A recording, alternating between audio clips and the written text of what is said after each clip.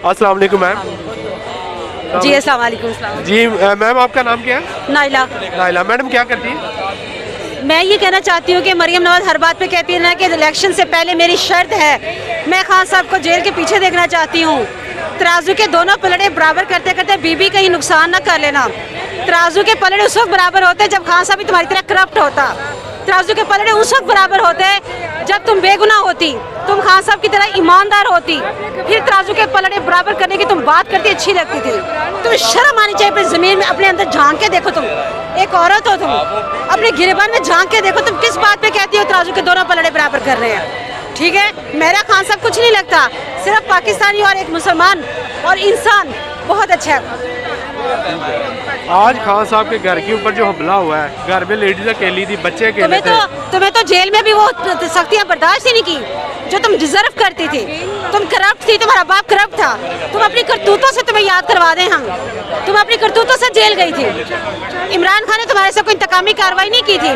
तुम क्या समझती हो कि तुम ये काम कर लोगे तो हम हार जाएंगे या हमारे हौसले पस्त हो जाएंगे? कभी नहीं होगा। ठीक है, मरियम नवाज कहती है कि इमरान खान डाउन है, मतलब अदारे बुला रहे हैं, पुलिस बुला रही है, अदालतें बुला रही है, खान साहब पेश नहीं हो रहे, डाउन कहती है वो बकवास करती है और झूठी औरत है। उसने पहले घड़ी चोर लगाया हुआ था, अल्लाह ने दूध का दूध और पानी का पानी कर दिया है। इसी तरह भी देखिएगा इंशाल्लाह अगर इलेक्शन होते हैं तो हमारा खान एक अक्सरियत के साथ आएगा और ये जो मर्जी कर ले। उसके साथ अल्लाह की ताकत है, अवाम की ताकत है और ऊपर उसके अल्लाह की ताकत है। एक मिनट के लिए भी आपने खान की आंखों में खौफ देखा है? नहीं देखा, क्योंकि उसका स्ट्रॉन्ग ईमान बड़ा स्ट्रॉन्ग है उस बंदे का। कहती है कि मेरे साथ भी होटल के अंदर दरवाजे तोड़ के अंदर आए थे और अब इनकी बारी आई है तो ये गुस्सा हो रहे हैं। उस औरत के तो झूठ पे यकीन नहीं कर सकता। कभी वो बकवास करती है कि मैं फ्राई पैन से कपड़े इस्त्री करती थी, कभी वो कोई बकवास करती है। वो तो वैसी साइको औरत है। और जो औरंगजेब आ जाती है चोर चोर करती है, सबसे बड़ा चोर तो तुम खुद हो जो लूट के खा गए इस मुल्क को। खुदारा हमारी जान छोड़ दो, हमारे बच्चों के लिए एक पुरअमन पाकिस्तान चाहिए हमें, और हम अपने खून के आखिरी कतरे तक खान के साथ खड़े हैं।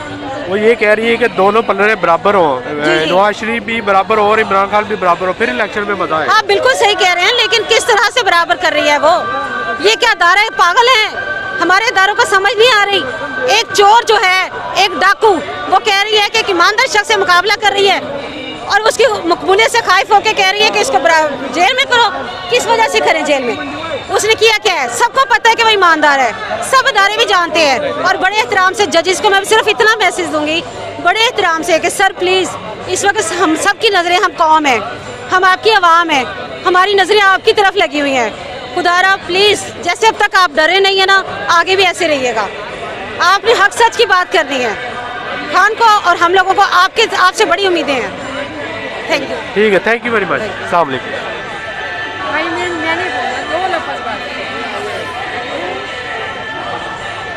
प्ले करो। हाँ?